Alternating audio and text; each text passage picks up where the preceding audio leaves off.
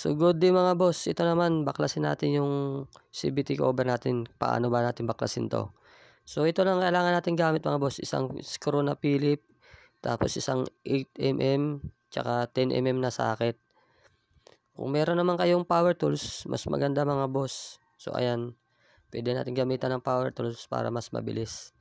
So kung wala, ayan, tatlo na yan, kaya na natin tanggalin yung pinaka CVT cover natin dyan sa may panggilid.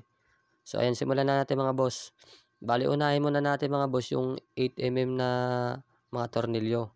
Bali, ano yan mga boss, siyam lahat. 8 maikli, tapos isang mahaba.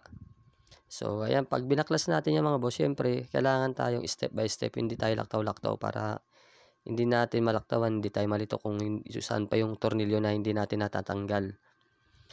Yung mahabang tornilyo dyan mga boss, yung sa gitna, sa may kickstart, ayan, 8mm yung size niyan. So, wag natin kalimutan tanggalin din natin yan.